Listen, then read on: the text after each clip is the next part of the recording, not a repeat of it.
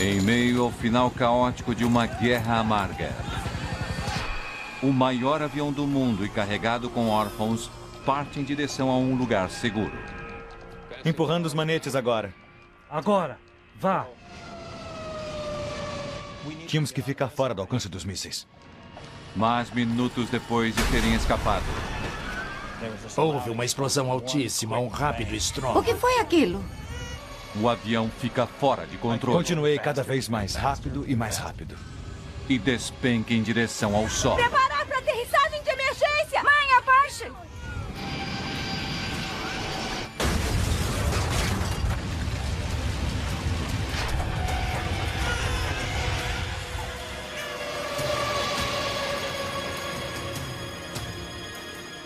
E então, houve um silêncio.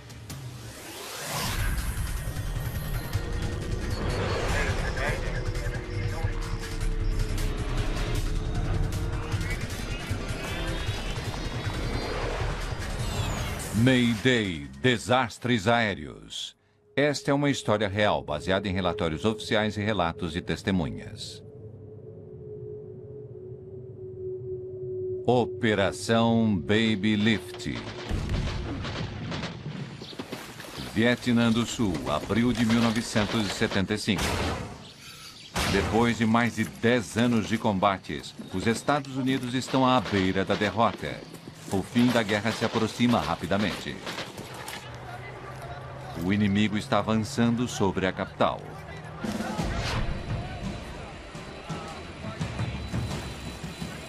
Em 4 de abril, em uma base militar na capital sul-vietnamita de Saigon, uma carga singular está sendo colocada em um enorme Galaxy C-5A. Esse é um dos maiores aviões do mundo.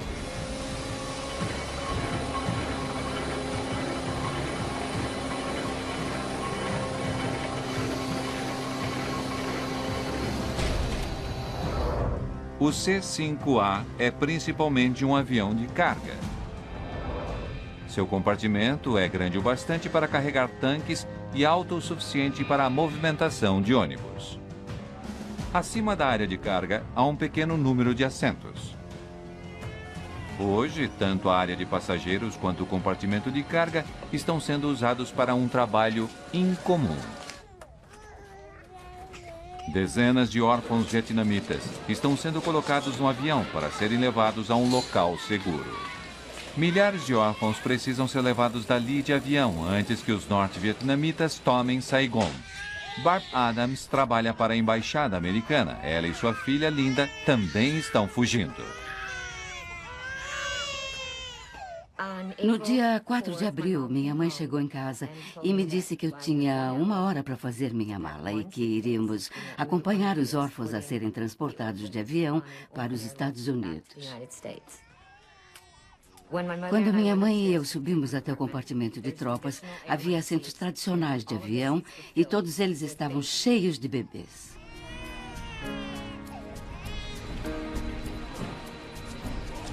O sargento Ray Nedegar é o responsável pelo carregamento do enorme compartimento de carga. Veja se está firme. Temos pessoas aqui embaixo. Era difícil controlar a situação. Havia tanta gente ali, tanta gente da imprensa, muitas pessoas dos orfanatos, muitos militares que, na verdade, era um caos total. No dia anterior, o presidente americano Gerald Ford anunciara o início dessa desesperada missão de misericórdia, um esforço notável chamado Operação Baby Lift. Eu mandei que o C-5A e outras aeronaves especialmente equipadas para cuidar desses órfãos durante o voo fossem enviadas a Saigon. Espero que esses voos tenham início nas próximas 36 a 48 horas. Arnold Isaacs estava cobrindo o final da guerra para o Baltimore Sun. Tínhamos aviões de transporte indo para Saigon todos os dias, descarregando suprimentos militares e voltando vazios. E então foi decidido que eles poderiam carregar os órfãos naqueles voos de volta. Havia muitas câmeras e muitos repórteres ali fazendo a cobertura do carregamento e da saída do avião.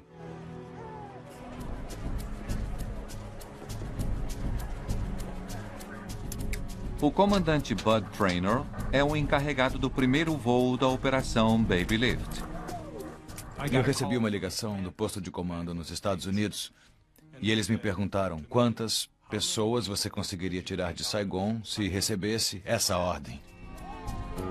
A questão do voo foi decidida na última hora, por isso eles estão atrasados. O avião deveria ter partido às 5 horas e o comandante Traynor quer decolar. Ele dá ordens para que a porta do compartimento de carga seja fechada. Diga a todos que fechem as portas. Fechar porta do compartimento de cargas.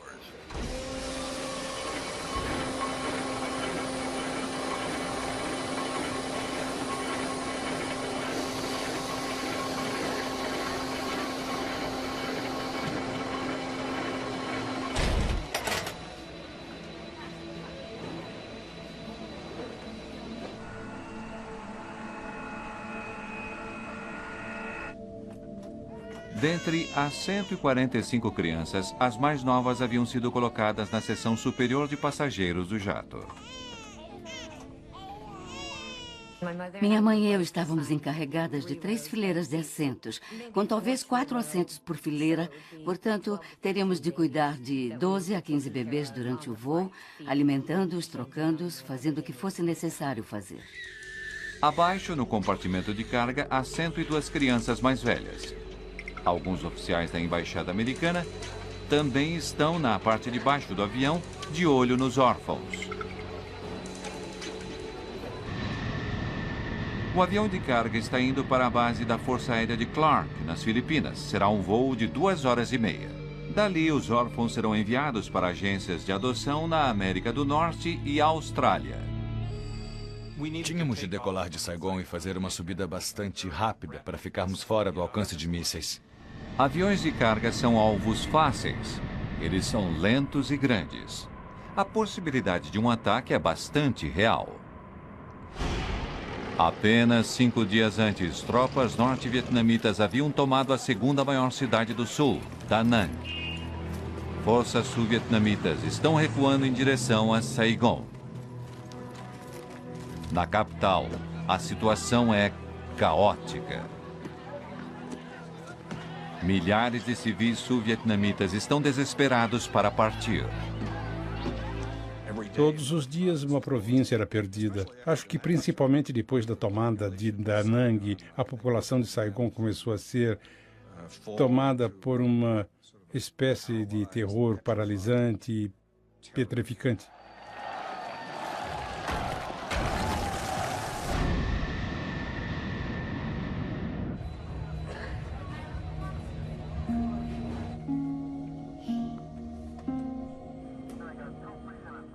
Como está o ar no compartimento de tropas? Está bom. Os bebês ainda estão berrando ou ficaram quietinhos com todo o barulho? A maioria está dormindo, não é? Ah, ainda bem.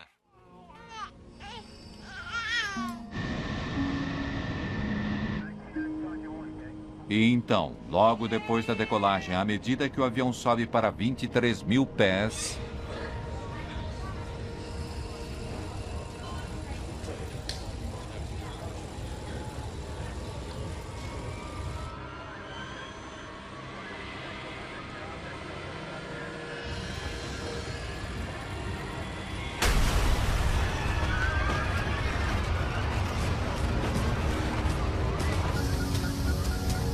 Quando houve a descompressão rápida, o avião se encheu com uma névoa e até que ela se dissipasse, você não conseguia enxergar.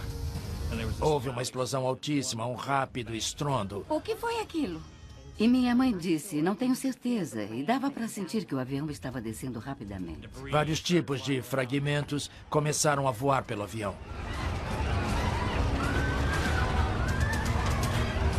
É uma descompressão clássica. Há um enorme buraco em alguma parte da fuselagem do avião.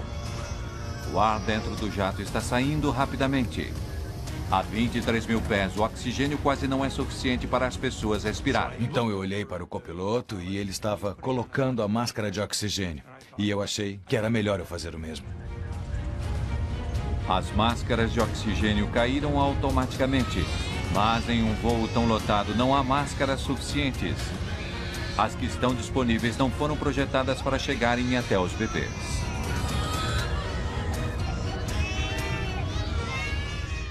Quando olhei pela janela, eu vi o oceano e eu disse para minha mãe, nós estamos caindo, não estamos?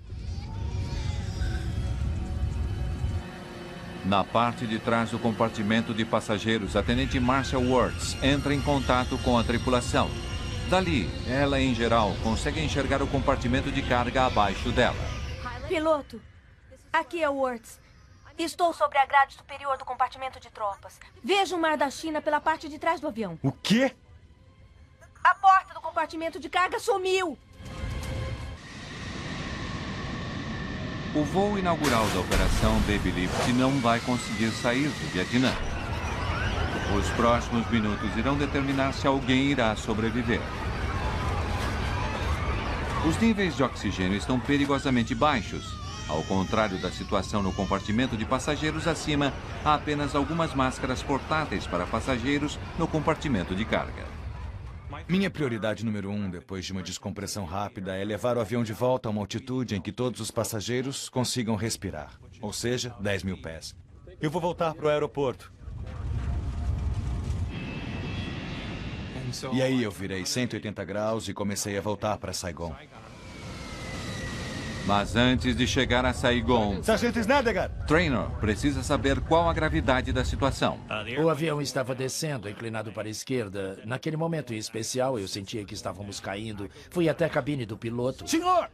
Veja o que está acontecendo. E o comandante Traynor me pediu que eu fosse até o compartimento de carga para ver o que estava acontecendo lá embaixo. Quando eu estava descendo, estava com a velocidade máxima, que é o que se deve fazer para chegar a 10 mil pés. Eu estava na velocidade máxima, puxei a coluna e nada aconteceu. Eu continuava cada vez mais e mais rápido. O avião de Traynor está mergulhando em direção ao solo e ele não consegue fazê-lo subir. Na parte de trás do avião, Ray Snedegard desce até o local do cerne do problema.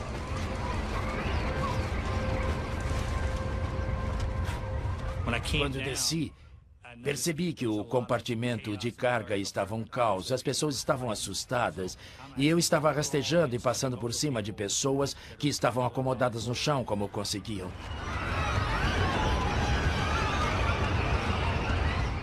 E eu vi aquele buraco enorme na parte de trás do avião. Toda a luz do dia estava ali atrás. Então Snedegard vê o que poderia ser um problema ainda mais sério. Havia vazamento de fluido hidráulico. Os cabos de controle estavam dependurados, voando para frente e para trás, e aquilo me pareceu um espaguete. Foi a primeira coisa que me veio à mente. O engenheiro do voo também percebe que o avião está perdendo seu fluido hidráulico rapidamente. Piloto, perdemos o sistema hidráulico número 1.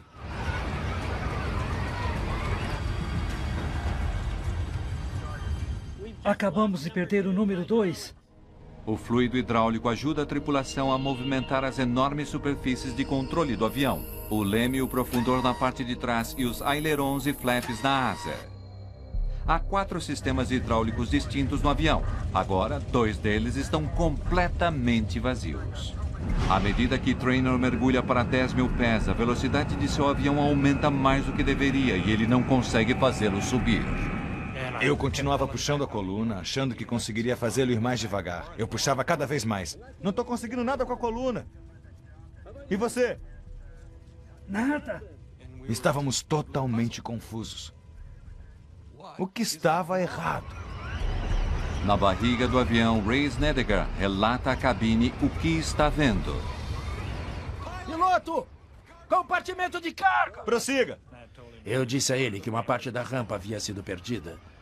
A porta de pressão havia se soltado e linhas hidráulicas e cabos de controle haviam sido cortados. O problema era muito pior do que imaginávamos. Declare emergência. Saigon, aqui é Mach 80218. Estamos declarando emergência. Solicitamos permissão para voltar imediatamente à base.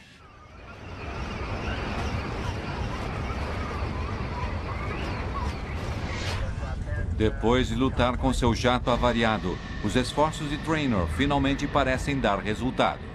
O avião havia se nivelado e estávamos dizendo: graças a Deus, estamos finalmente saindo dessa. Tão rapidamente quanto se nivelara, o avião começou a subir novamente. O nariz do jato começou a ir para cima. E aí eu soltei a coluna. E o que aconteceu? Nada. Agora eu continuava indo direto para cima. A menos que Traynor consiga ganhar um pouco de velocidade, seu avião logo irá entrar em stall e despencar para o solo. Ele começou a subir mais e logo estava praticamente na vertical. No desespero, ele inclina uma das asas, forçando o nariz do avião para baixo. Naquele momento eu estava em um mergulho direto e, ao que tudo indicava, não tinha nada que pudesse fazer para trazer o nariz do avião para cima. Então, intuitivamente, eu aumentei a potência. E, quando fiz isso, o avião se ergueu do mergulho e começou a subir novamente. Mas dessa vez, eu o parei a 10 mil pés e o nivelei. E percebi que eu tinha aprendido a controlar o avião. Traynor não consegue controlar o ângulo de inclinação do nariz do seu avião como ele geralmente fazia, empurrando e puxando seu manche. Em vez disso, ao diminuir e aumentar a potência de seus motores suavemente, ele parece conseguir manter o avião nivelado. Eu me dei conta de que meu único controle de ângulo de inclinação do nariz era o manete. O avião desce para 10 mil pés. Agora, há oxigênio suficiente para respirar. 100. É seguro tirarmos as máscaras. Descer trem de pouso e verificação pré-aterrissagem. Fui direto para Saigon e comecei a descer e a me posicionar para uma finalização muito semelhante como se fosse um planador.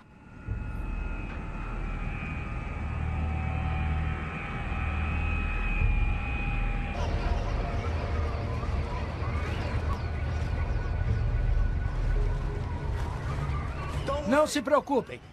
Eles estão cuidando disso lá em cima. Logo estaremos em terra. Eu estava tentando confortar aqueles passageiros. Ao mesmo tempo, eu sabia que tínhamos sérios problemas, pois o avião continuava descendo. O comandante Traynor havia conseguido que seu avião avariado descesse a pouco mais de 4 mil pés. A 11 quilômetros do aeroporto, ao virar seu jato para alinhá-lo com a pista, ele é surpreendido mais uma vez por seu avião. Na virada final para a pista, quando eu inclinei o avião, o nariz caiu e eu não consegui continuar a virar.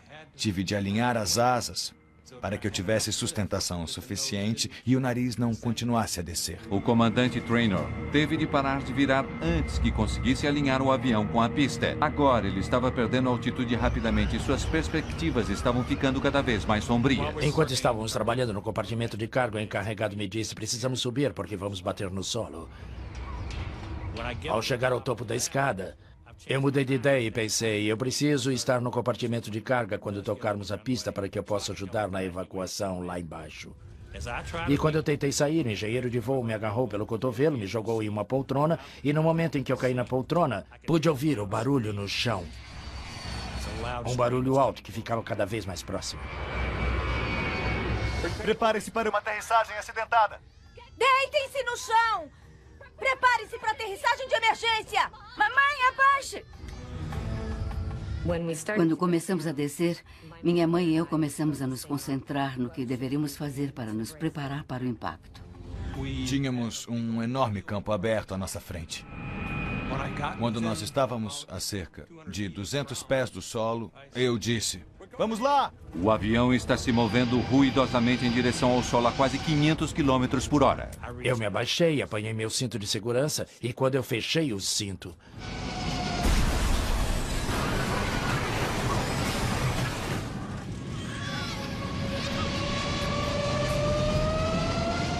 nós tocamos o solo com certa facilidade e aí voltamos para cima. O oficial na Jump Seat me dizia: Bud, nós vamos conseguir. Mas eu podia ver, surgindo à minha frente, um rio realmente enorme. Por isso aumentei a potência. Minha mãe estava em um dos lados do corredor e eu estava do outro lado. E ela me disse, venha pra cá e sente-se comigo.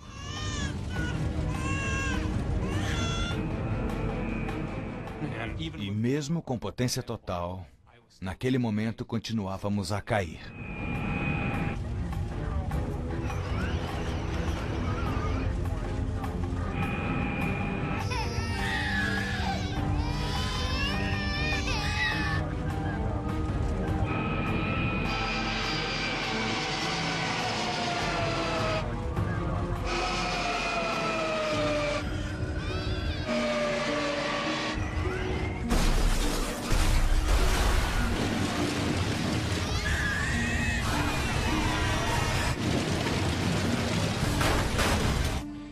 Minha vida passou diante de mim em câmera lenta. O avião estava se partindo onde eu estava sentado. Todos os tipos de coisas começaram a voar pelos ares. E aquilo continuou como que indefinidamente. Enquanto eu estava ficando de cabeça para baixo, eu lembro de ter dito adeus para minha mulher algumas vezes, porque eu já era.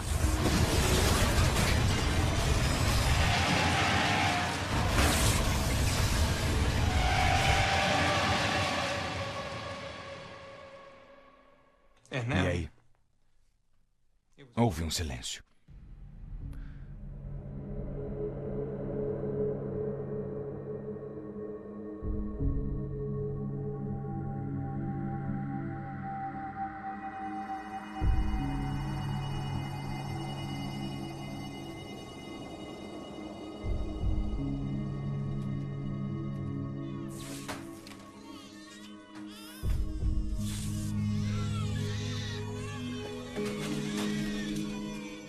Quando o avião parou, eu procurei minha mãe e não conseguia mais vê-la em parte alguma.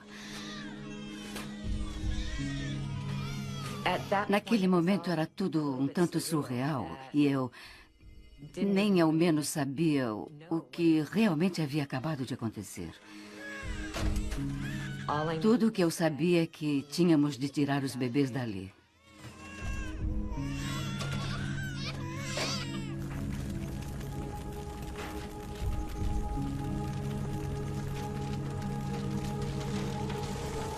Traynor e o restante da tripulação tinham sobrevivido. Quando eu saí pela janela, foi muito fácil perceber que o avião havia se despedaçado completamente. A cauda havia se soltado. O deck de voo se soltara. O compartimento de carga. As asas haviam se separado do compartimento de carga. O compartimento de carga praticamente se desintegrara. Atrás da cabine, as asas do avião, onde ficam os tanques de combustível, estão em chamas. A seção dos passageiros está praticamente intacta e separada do calor abrasador das asas em chamas. A Tenente Wirtz e muitos dos outros que estavam na seção dos passageiros sobrevivem. E então começamos a retirar os bebês. Eu consegui ouvir alguns helicópteros chegando. Naquele momento eu não estava procurando minha mãe porque haviam me garantido que ela estava muito bem. Eu deveria ir para o hospital e simplesmente esperar por ela. E foi então que eu apanhei alguns dos bebês e saí.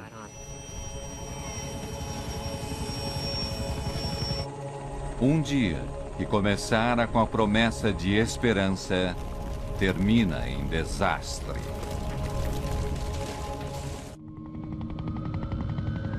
Poucos minutos após a queda da primeira missão Baby Lift, equipes de resgate estão no local procurando por sobreviventes.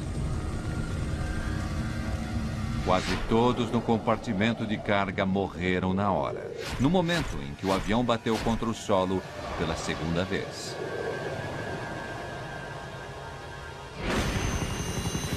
Os mortos, os feridos e os sobreviventes são levados a hospitais em Saigon e na Tailândia. Como eu não estava muito ferida, eu simplesmente me sentei e fiquei esperando por minha mãe enquanto eles traziam muitos dos bebês. E então alguém veio até mim e me disse que minha mãe havia morrido. Eu me lembro de estar fazendo tudo para me aguentar e então ela disse, venha se sentar comigo. A última decisão de Barb Adams foi de ficar perto da filha. Logo que eu me sentei no chão, o avião deve ter batido. Ela foi jogada para algum lugar. E aquela foi a última vez que vi minha mãe. 175 pessoas sobrevivem ao acidente com um jato da Força Aérea. Entretanto, mais de 150 morrem.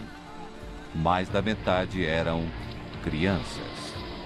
E foi realmente um enorme golpe. A queda do Vietnã do Sul já tinha sido uma história triste e trágica.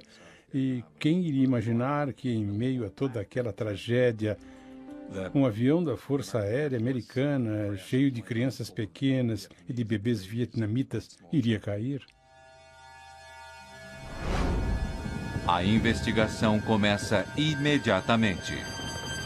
No dia seguinte, juntamente com os investigadores, o comandante Bud Traynor volta ao local dos destroços fumegantes de seu avião em uma missão especial e pessoal. Eu tive que deixar alguns membros da tripulação no avião e, portanto, eu voltei na manhã seguinte. Os corpos de 2 membros da equipe mortos na queda ainda estão presos entre os destroços. Por isso, pegamos várias correntes juntas e fizemos um esforço conjunto para soltar o flap dentre os destroços que estavam prendendo os 2 membros da tripulação.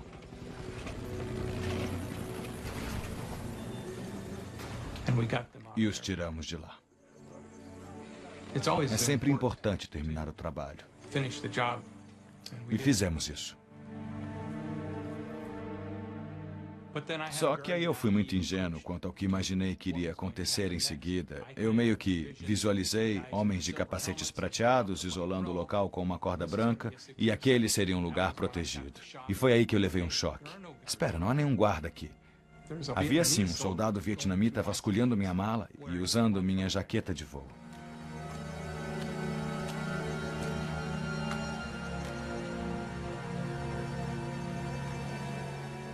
E ele tinha uma AR-15 e eu não. Essa jaqueta é minha. Eu sou o Bud Traynor. Ele viu que o nome gravado na jaqueta era o mesmo da minha roupa de voo. É minha. E percebeu que a jaqueta que ele estava usando era minha. E, portanto, com muita má vontade, ele me devolveu e continuou a mexer na minha mala.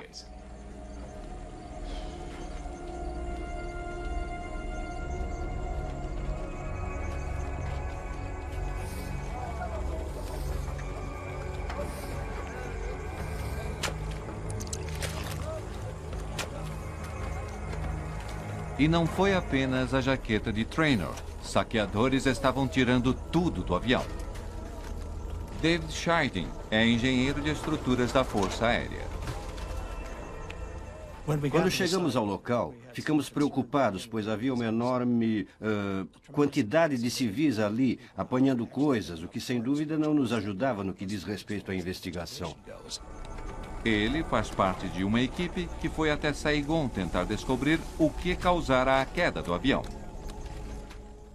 Essa investigação foi bastante singular por vários pontos de vista. O primeiro deles, claro, é que havia pessoas tirando peças de nós, mas a segunda é que o país estava em caos, estava se desintegrando. Frank Husking também faz parte da equipe de investigação. O exército do Vietnã do Norte e os Vietcong estavam por toda parte, e nós estávamos ali durante o dia, mas era uma sensação muito desconfortável. Muito desconfortável. Uma das primeiras coisas que queríamos descartar era a sabotagem e uma bomba. Trouxemos cachorros das Filipinas, cães farejadores de bombas. Leve-o de volta para a parte de trás do avião. Com soldados vietnamitas do norte tão próximos, um ataque direto ou sabotagem são teorias óbvias.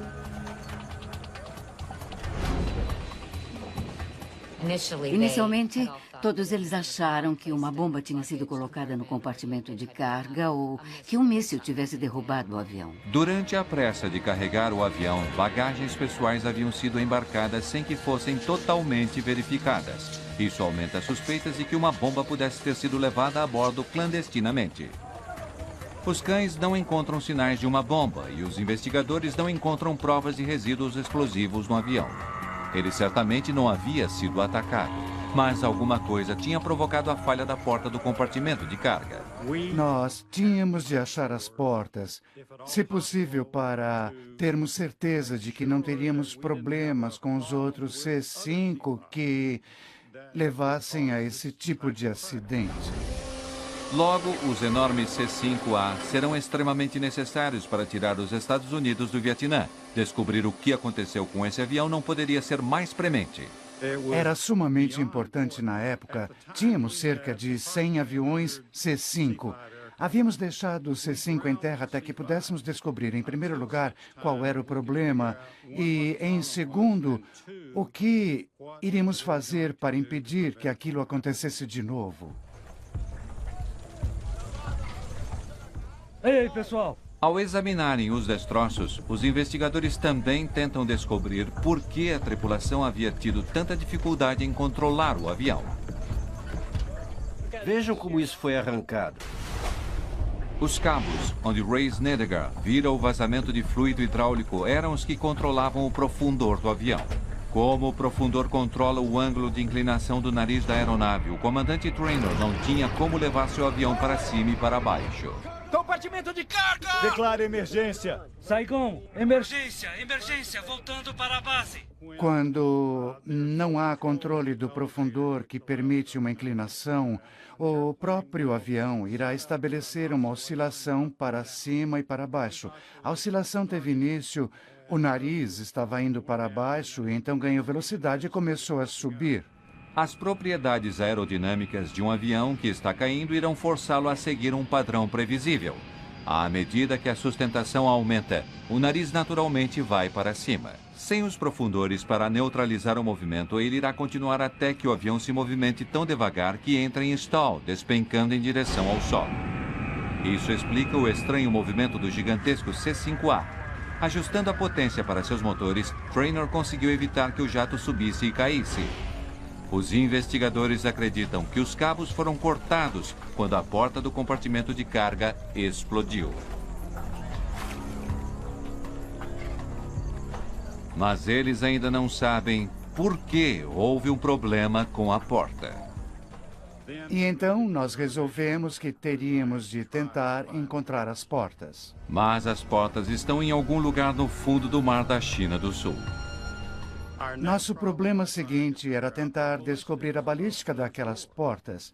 Nunca ninguém havia pensado em descobrir a balística de duas portas voando pelos ares caindo de 23 mil pés. Com base na velocidade do vento e da altitude no momento da descompressão, os investigadores ficam sabendo que o avião estava a 46 quilômetros da costa do Vietnã. Quando as portas se soltaram, o avião estava sobrevoando a água a cerca de 600 pés por segundo. Portanto, tínhamos de obter uma estimativa bastante boa para que a Marinha soubesse onde procurar. Navios da 7ª Frota dos Estados Unidos entrecruzam o Mar da China do Sul à procura da porta traseira. Durante os primeiros dias, eles não encontram coisa alguma. O Mar da China do Sul havia engolido as provas. No local do acidente, os investigadores estão cada vez mais frustrados. Uma grande parte dos destroços foi roubada por saqueadores. Uma pista importante poderia estar entre o que foi apanhado.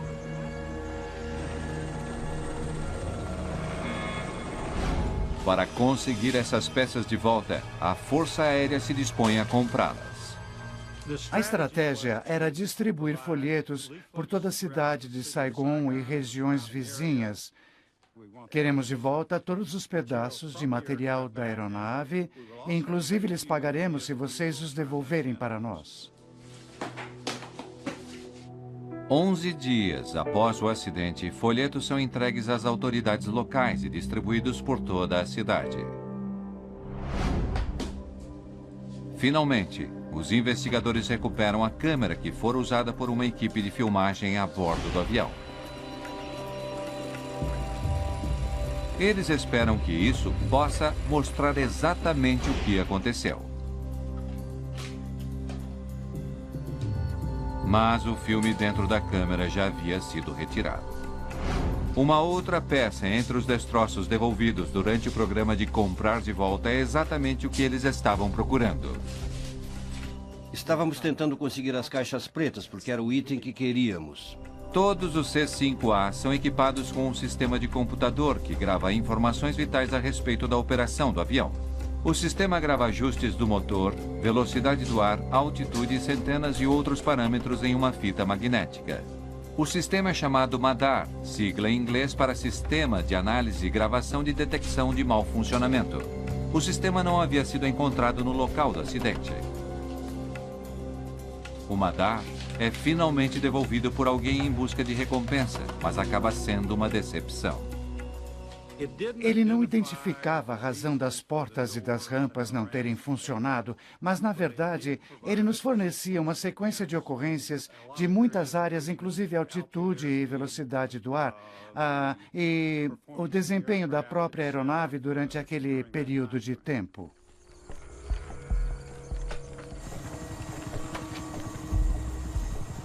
Enquanto os investigadores continuam a procurar as causas do acidente, a situação no Vietnã fica pior. 2 dias após o recebimento do MADAR, o presidente do Vietnã do Sul renuncia.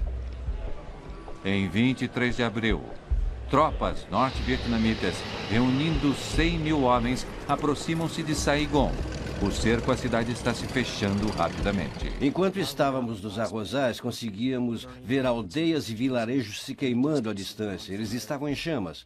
Era possível ouvir as explosões e os morteiros. Enquanto a situação no Vietnã continuava a se desenrolar, a Marinha Americana finalmente conseguiu algum resultado positivo no mar. Em 26 de abril, eles encontram a rampa de carga e parte da porta de pressão do avião de Traynor. Se os investigadores não encontrarem as respostas aqui, eles talvez não as encontrem em parte alguma. O tempo está se esgotando e eles estão ficando sem pistas. Quando a rampa é examinada, os investigadores fazem uma descoberta inquietante. Naquela rampa, 2 dos estribos estavam em excelentes condições, estavam perfeitos. Eles não haviam apresentado defeito. Isso, obviamente, nos mostrou que pelo menos 2 das travas haviam simplesmente se destravado. O C-5A tem 14 travas que mantêm a porta de carga traseira fechada, 7 de cada lado. A porta recuperada do mar mostra aos investigadores que, por alguma razão, 3 das travas destinadas a manterem a porta fechada se destravaram durante o voo ou nem sequer chegaram a travar. Na verdade, esse voo era como uma bomba relógio. Quando a rampa foi fechada, todas aquelas travas pareciam estar na posição de travamento. Quando o avião levantou o voo, o fusível se acendeu e, à medida que a aeronave subia, o fusível continuava queimando. À medida que o avião alça voo rumo a Saigon, a pressão fora do jato cai e o ar do lado de dentro fazia uma pressão cada vez maior contra a porta do compartimento de carga. E então, quando o avião passou dos 23 mil pés com 3 fechos destravados, a pressão contra a porta foi demais.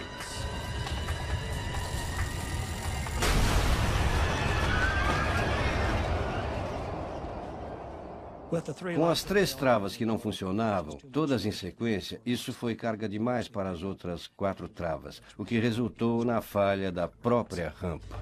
Mas os investigadores ainda não sabem por que as travas falharam. Antes que eles consigam encontrar a resposta, a situação no Vietnã se deteriora completamente. Saigon está sitiada. Em 27 de abril, os investigadores reúnem todas as provas que conseguiram e vão embora. Ficar ali é simplesmente perigoso demais. Quando deixamos Saigon, éramos os 2 últimos C-141 a deixar a base aérea de Thompson. Naquele momento, eles basicamente estavam perdendo o país e depois daquilo apenas helicópteros poderiam sair. Os investigadores esperam ter todas as pistas de que precisam para resolver o mistério do acidente. Eles sabem que não irão voltar ao Vietnã para procurar mais alguma coisa. 30 de abril de 1975, acaba a guerra no Vietnã. Do telhado da embaixada americana, os últimos americanos que permaneciam no Vietnã são levados de helicóptero para um local seguro. Nos Estados Unidos, os investigadores continuam seu trabalho. Como os C-5 são usados no mundo todo, os investigadores precisam saber por que 3 travas na porta de carga não funcionaram. Voltamos ao Texas para obtermos ajuda na verificação da sequência da falha. Os investigadores descobrem algo provavelmente alarmante a respeito da porta de carga traseira do avião. Na verdade, peças do C-5 haviam sido retiradas do avião para serem aproveitadas em algum outro avião de carga. As travas da porta traseira do C-5A são conectadas uma à outra por uma série de tirantes. Os tirantes podem ser expandidos ou diminuídos para assegurar que as travas estejam completamente fechadas. Foram eles as peças removidas do avião da Operação Baby Lift. Na ocasião, os enormes aviões de carga estavam em constante demanda. A Força Aérea tinha muita falta de peças, e assim eles estabeleceram uma prática padrão de manutenção em que podiam aproveitar peças de aeronaves que não estavam voando. Isso é feito com autorização e funciona bem, desde que a operação seja respeitada e conduzida adequadamente. Os tirantes foram substituídos antes que o avião Baby Lift partisse para Saigon, mas por algum motivo eles não haviam se mantido no lugar. Para tentar descobrir o que aconteceu, os investigadores reconstroem um dos fechos que deveria manter a porta traseira fechada. Nós construímos um modelo daquela rampa com o qual pudéssemos trabalhar. Tivemos de fazer aquilo, pois não conseguimos recuperar todas as peças. Havia peças espalhadas no oceano que nunca conseguimos recuperar. Os investigadores não estão convencidos de que o problema esteja no desenho básico do fecho. Eles suspeitam que antes de o avião ter deixado a Califórnia, os engenheiros que recolocaram os tirantes não seguiram as normas devidas. Ao falarmos dos fechos, as distâncias a que nos referimos são realmente muito pequenas. Poderíamos estar falando de uma diferença de menos de 1 polegada entre um fecho estar travado e destravado. A recolocação foi feita antes de o avião deixar os Estados Unidos. Mostre como se recoloca. Depois que os fechos foram recolocados, eles deveriam ter sido verificados. Aquilo não fora feito. Sem a verificação, ninguém teria percebido que a recolocação fora feita de forma inadequada. Na verdade, eu diria que esse acidente começou na base da Força Aérea Traverse, na Califórnia, quando os 2 tirantes que haviam sido reaproveitados não foram instalados de forma adequada. Fechar as portas do compartimento de carga. Quando a porta foi aberta e fechada em Saigon, houve um aviso de que nem tudo estava perfeito. Tivemos alguma dificuldade em fechar, e por isso tivemos de abrir e fechar umas 3 ou 4 vezes.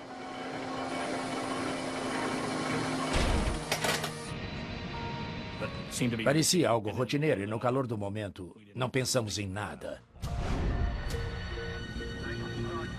Mas 12 minutos depois da decolagem, enquanto o avião continuava a subir, os 3 fechos travados incorretamente foram forçados a abrir devido à crescente pressão do ar. Os fechos remanescentes não conseguiram aguentar a carga extra. A porta do compartimento de carga se abriu violentamente e foi arrancada da fuselagem. Os investigadores encontraram as respostas e, em seu relatório final, eles fizeram recomendações específicas que tornarão o C-5A mais seguro. Como resultado, a Força Aérea projetou um pino que passa através de cada fecho. Se a porta não estiver fechada apropriadamente, os pinos não conseguirão deslizar para seu lugar. Nós basicamente testamos isso considerando todos os problemas possíveis e colocando pinos de aço. Se você conseguir inserir esses pinos de segurança quando o fecho está na posição central, saberá que o sistema está montado adequadamente.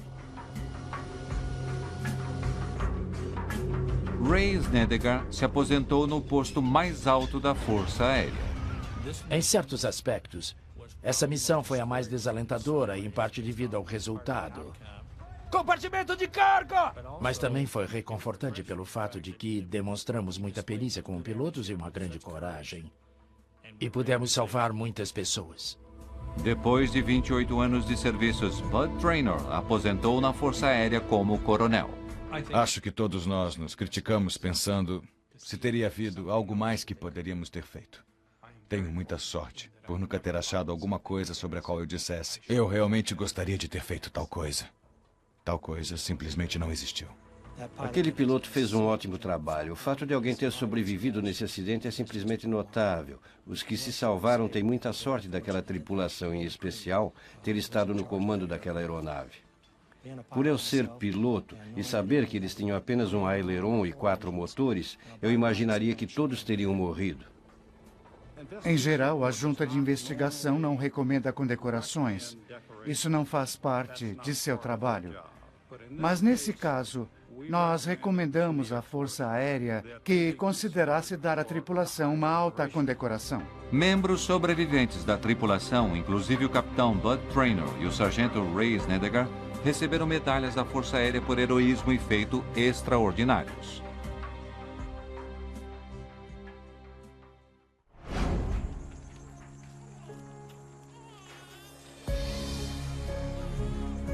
Entre os órfãos que sobreviveram estava Ina, um bebê na época. Ina! Hoje, ela é conhecida como Kelly Jackson Brownlee. 4 de abril de 1975. Esse é certamente um ponto central na minha vida. Quando deixei para trás uma parte de mim no Vietnã. Quando a Operação Baby Lift foi retomada, Kelly, juntamente com centenas de outros órfãos, foram levados de avião para os Estados Unidos. Ela finalmente foi adotada por uma família perto de Seattle, Washington. Houve uma comemoração de aniversário de 25 anos em abril de 2000, reunindo todos os adultos que haviam sido adotados, vindos do Vietnã. E eu acabei conhecendo alguém muito especial e com quem, na verdade, acabei me casando. Chris Brownlee e sua esposa Kelly estavam ambos no voo que saiu do Vietnã em 5 de abril de 1975, um dia após o acidente. No final de abril de 1975, mais de 3.000 órfãos foram retirados do Vietnã durante a Operação Baby Lift. Versão brasileira: Centauro.